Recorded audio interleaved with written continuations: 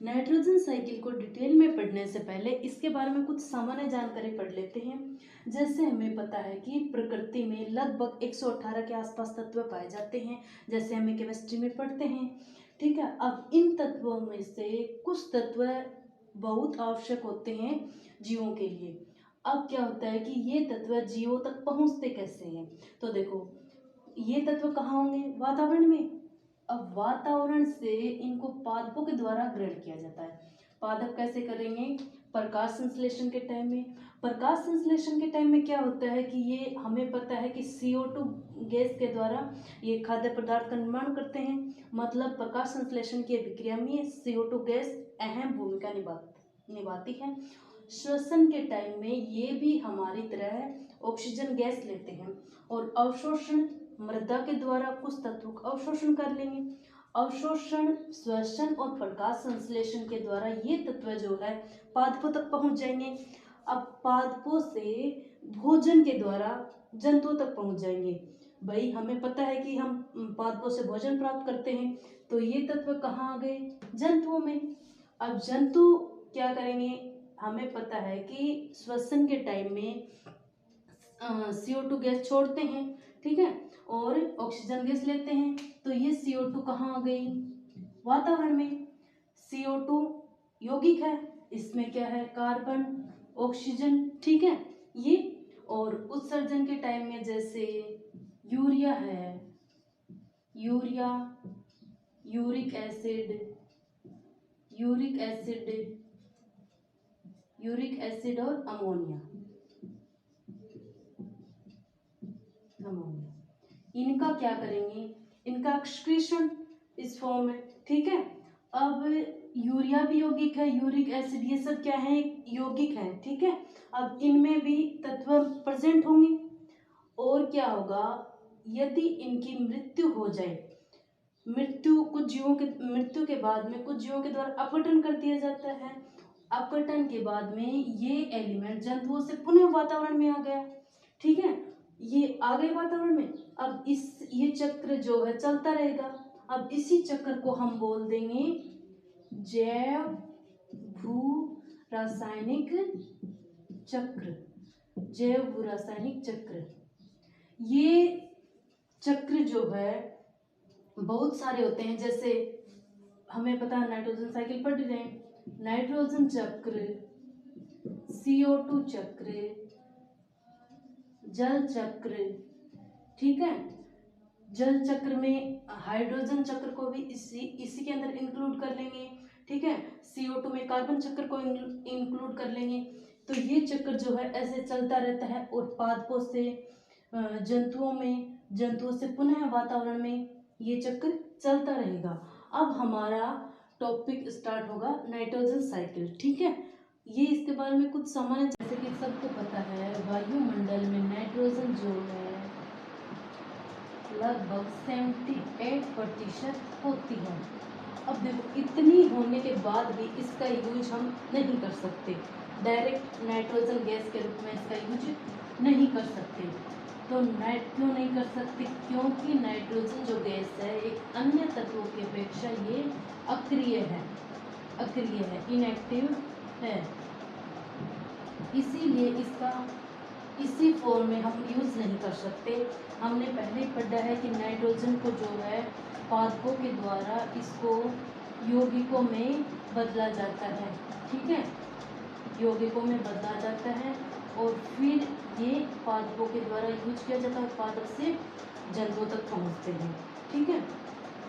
अब इसका यूज कहाँ होता है मानव शरीर के लिए कि ये क्यों इम्पोर्टेंट है? तो इसका यूज देखते हैं। इसका यूज जो है प्रोटीन में होता है। प्रोटीन किससे मिलकर बना होता है? Amino acid. ये अमाइनो एसिड जो है नाइट्रोजन से बने होते हैं, ठीक है। और जो है न्यूक्लिक एसिड है DNA एंड RNA, ठीक है, इसमें भी नाइट्रोजन काम आती है। DNA में जो है नाइट्रोजनी बेस होते हैं, नाइट्रोजनी बेस होते हैं जैसे एडेनिन, गुआनिन, साइटोसिन और थायमिन। ये किससे बने होते हैं? नाइट्रोजन से। मतलब इनके निर्माण में भी नाइट्रोजन काम आती है। ठीक है, तो इसका यूज हो गया। अब हम नाइट्रोजन साइकिल को स्टेप में देखते हैं, स्टेप में पढ़ेंगे। सबसे पहले जो है नाइट्रोजन का होगा स्त्रीकरण। स्त्रीकरण, फिक्सेशन ऑफ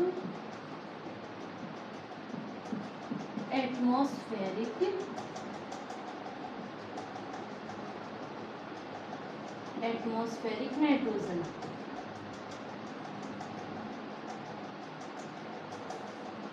दूसरा चरण होगा अवशोषण व स्वांगीकरण। इसके बारे में हम आगे डिटेल में पढ़ते जाएंगे। स्वांगीकरण,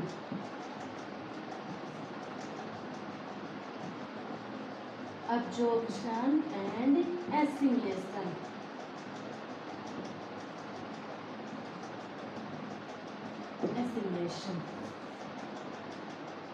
तीसरा हमारा चरण होगा अमोनीकरण।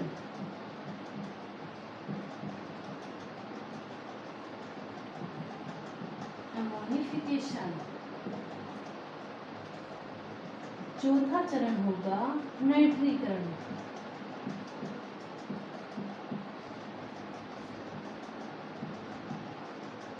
नाइट्रिफिकेशन। पांचवा चरण होगा विनाइट्रीकरण। डिनाइट्रिफिकेशन। ठीक है, अब इन स्टेप में हम नाइट्रोजन साइकिल को देखेंगे। सबसे पहला होगा हमारा नाइट्रोजन का स्त्रीकरण। ठीक है, ये देख लिया। अब देखते हैं हमारा पहला जो चरण है उसको डिटेल में देखते हैं। भाई स्त्रीकरण होता क्या है, किसे कहते हैं नाइट्रोजन का स्त्रीकरण? तो जैसे पहले भी पढ़ा कि जो नाइट्रोजन को है उसको उसी फॉर्म में हम यूज नहीं कर सकते, इसको यौगिकों में बदला जाता है, फिर ये जीव जंतु द्वारा उपयोग में ली जाती है। स्त्रीकरण क्या होता है?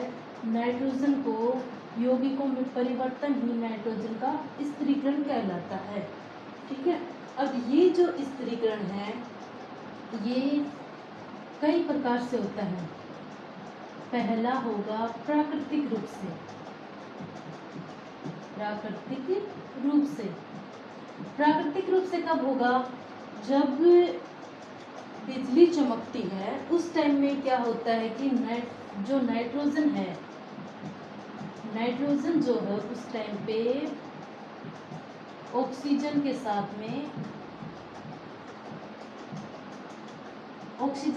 में क्रिया करके नाइट्रोजन और ऑक्सीजन आपस में मिलकर नाइट्रोजन के ऑक्साइड बना लेते हैं।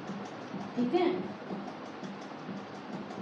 नाइट्रोजन के ऑक्साइड बना लेते हैं। भाई वायुमंडल में नाइट्रोजन भी होती है और ऑक्सीजन भी होती है। अब जब बिजली चमकती है उस टाइम पे क्या होता है कि नाइट्रोजन और ऑक्सीजन आपस में मिल जाती है और नाइट्रोजन की ऑक्साइड बना लेती है। अब ये ऑक्साइड जो है नाइट्रोजन की, ये जल के साथ में क्रिया करके नाइट्रेट बना लेते हैं। नाइट्रेट बनाने से पहले एक छोटी सी स्टेप और आती है, इसको पहले नाइट्रिक एसिड में बदलेंगे। ठीक है, ये ऑक्साइड जल के साथ में क्रिया करके क्या बना लेता है? Nitric acid. अब ये जो नाइट्रिक एसिड है मृदा में पहुंच जाती है। ठीक है, ये मृदा में क्षारों के साथ में क्रिया करके नाइट्रेट बना लेती है और ये नाइट्रेट फिर इनका अवशोषण कर लिया जाता है आगे पादपों के द्वारा पहुंच गई। ठीक है, एक स्टेप में वातावरण से पादपों तक पहुंच गई। ठीक है, नाइट्रोजन को उसके यौगिकों में परिवर्तन कर दिया, तो प्राकृतिक रूप से हो गई। दूसरा जो है इसका स्थिरीकरण, इसको यौगिकों में परिवर्तन कैसे किया जाता है? ठीक है, ये प्राकृतिक रूप से। दूसरा होता है औद्योगिक रूप से। औद्योगिक रूप से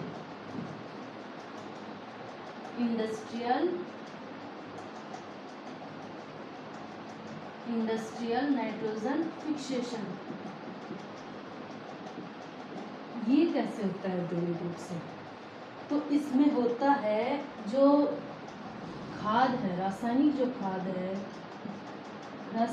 खाद है वो नाइट्रोजन के यौगिकों से बनाई जाती है। नाइट्रोजन के यौगिकों से बनाने के बाद में इस रासायनिक खाद को मृदा में डाल दिया जाता है। ठीक है, मृदा में डालने के बाद में ये अब्जॉर्प्शन के द्वारा पादपों तक पहुंच जाती है। तो पहला हमने देखा प्राकृतिक रूप से। प्राकृतिक रूप से बिजली चमकने के दौरान नाइट्रोजन और ऑक्साइड आपस में मिलकर ऑक्साइड बना लेते हैं नाइट्रोजन की। ये ऑक्साइड जो है फिर जल के साथ में क्रिया करके क्या बना लेते हैं? Nitric acid. और नाइट्रिक एसिड मृदा में पहुंचकर नाइट्रेट बना लेते हैं, और ये नाइट्रेट फिर पादपों तक पहुंच जाती है। और दूसरा हमने देखा औद्योगिक रूप से जो है नाइट्रोजन के जो यौगिक हैं उनको खाद के रूप में मृदा में डाल दिया जाता है, और ये मृदा से फिर पादपों तक अवशोषण से पहुंच जाते हैं। हो गया हमारा दूसरा पॉइंट। दो प्रकार से देख लिया नाइट्रोजन का स्थिरीकरण। अब तीसरा जो नाइट्रोजन का स्थिरीकरण होगा वो होगा जैविक रूप से।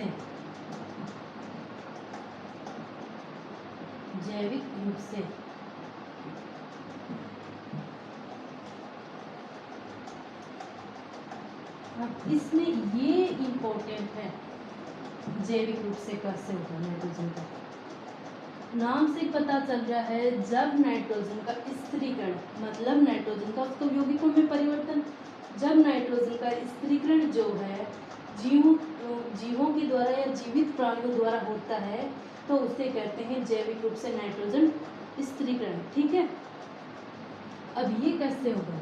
देखो, जैविक रूप से नाइट्रोजन स्थिरीकरण दो प्रकार से होता है। दो प्रकार के जीव जो हैं वो नाइट्रोजन का स्थिरीकरण करते हैं, सहजीवी बैक्टीरियाओं द्वारा और मुक्त जीवी बैक्टीरियाओं के द्वारा।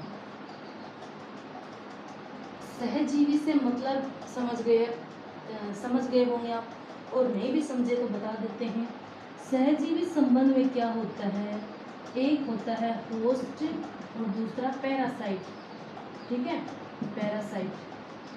इसमें से क्या होता है कि जो होस्ट और पैरासाइट को एक दूसरे से लाभ होता है, या फिर दोनों में से किसी एक को लाभ जरूर होगा, हानि किसी को नहीं होगी। ये होता है सहजीवी संबंध। इसमें जो है सहजीवी जो बैक्टीरिया हैं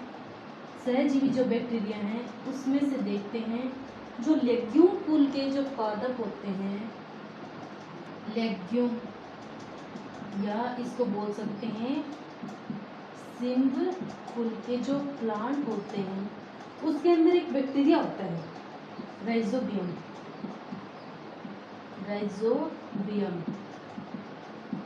ठीक है, ये पाया जाता है। इसको थोड़ा डायग्राम से समझ लेते हैं। जैसे ये प्लांट है, प्लांट की जड़ें,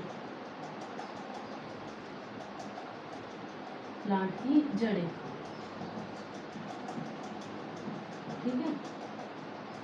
इसके बाहर होगा मृदा में राइजोबियम बैक्टीरिया।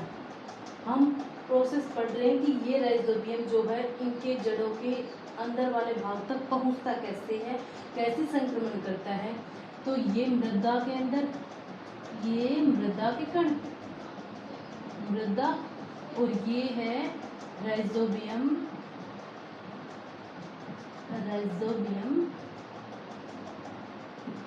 जीवाणु,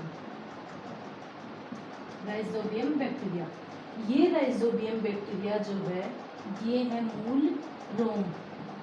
अब क्या होगा, मूल रोम, अब क्या होगा, ये राइजोबियम बैक्टीरिया जो है आगे अटैक करेगा इस मूल रोम पर।